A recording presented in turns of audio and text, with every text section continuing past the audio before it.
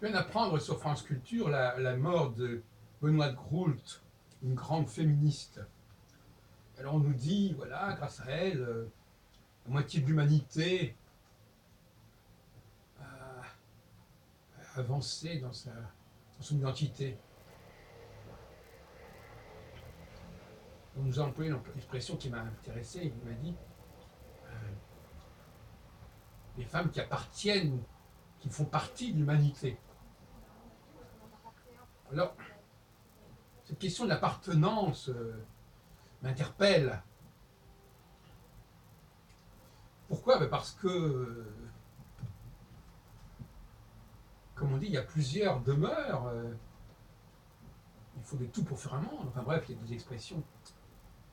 Le fait qu'il y ait plusieurs entités qui appartiennent à un même ensemble ne signifie pas que ces entités soient égales.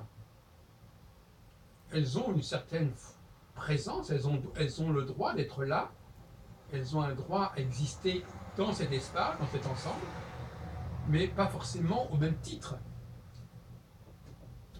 De la même façon que dans un restaurant, par exemple, il y a les clients, et puis il y a les serveurs, et puis il y a les cuisiniers. Tout ça fait partie d'un monde, mais ils n'ont pas le même statut. Ils font partie de cet ensemble qui est le restaurant. Et on pourrait élargir la chaîne en parlant aussi des plongeurs, des gens qui viennent livrer, des gens qui vendent les produits, etc. Ce sont des questions d'appartenance. On a l'impression que parce qu'on parle d'appartenance, on est dans l'égalité. Il y a une mauvaise foi, mais à couper au couteau là quand j'entends des choses pareilles. On joue sur les mots. L'appartenance, ça existe dans le Talmud, enfin dans les 10 commandements, il y a bien cette idée que tous ceux qui appartiennent à la maison de l'homme sont obligés de respecter le Shabbat, par exemple. Bon, eh bien voilà, la notion de maison est importante. Vous savez qu'autrefois, on employait le mot maison pour désigner l'entreprise. On disait ici la maison machin. Bon. C'est ça, c'est la ménie aussi. M-A-I-S-N-I-E. La domesticité. Les gens autrefois avaient une conscience de la domesticité qu'on n'a plus aujourd'hui, puisqu'aujourd'hui il n'y a plus de domestiques. Autrefois, il y avait dans la maison des serviteurs, des domestiques, qui faisaient partie intégrante de la famille, à la limite, de la maison.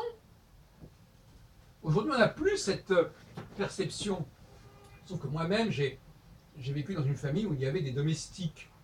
Peut-être que c'est ça qui m'a ouvert l'esprit, qui m'a évité de tomber dans certains travers.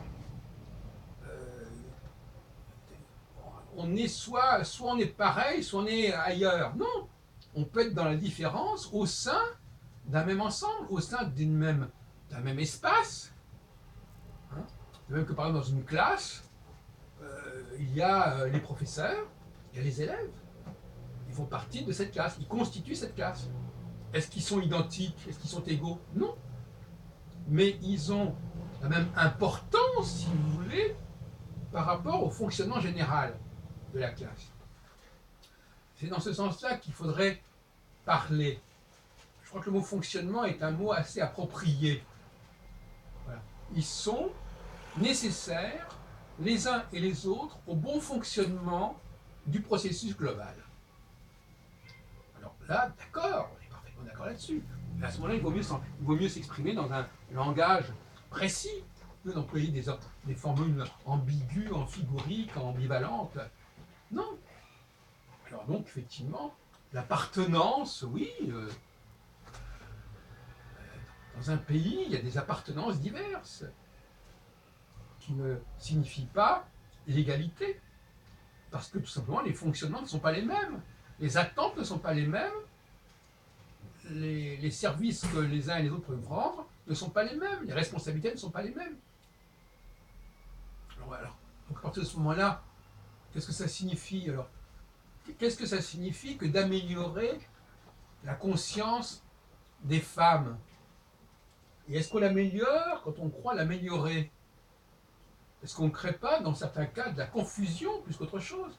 On va à l'encontre de ce projet d'amélioration. Être conscient, c'est être lucide.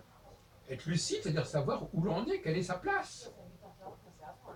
Il ne s'agit pas d'ignorer la place que l'on a, d'ignorer le rôle qu'on a à jouer à un moment donné.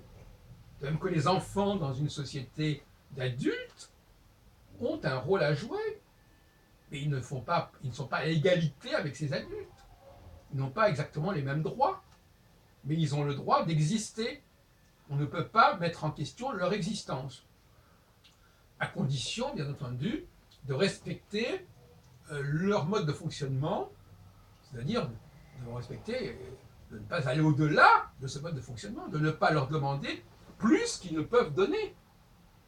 Pas Vous connaissez la fameuse formule, il ne faut pas demander à une jolie femme plus qu'à ce qu'elle peut donner. C'est une formule un peu cynique, mais elle résume bien une situation.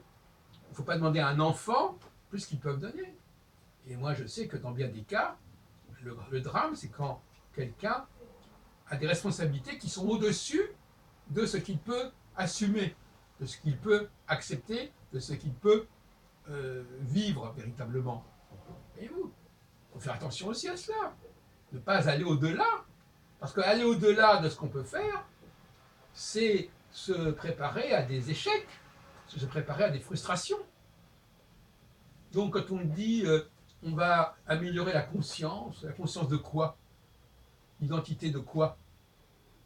Je ne connais pas bien l'œuvre de Bonhomme-Proult, qui a publié une vingtaine d'années après après le deuxième sexe de Simone de Beauvoir. Je pourrais l'analyser de plus près, bien entendu. Ça vaudrait peut-être d'ailleurs le déplacement. Je vais le faire dans les prochains jours. Parce qu'effectivement, puisque en honneur de son décès, parce qu'effectivement, on se pose des questions. Qu'est-ce que ça veut dire, cette expression? Moi, ça me fatigue d'entendre sur France Culture des louanges dithyrambiques sur ce qu'a fait Benoît de Groult pour les femmes. Je ne sais pas si c'est pas complètement délirant comme discours.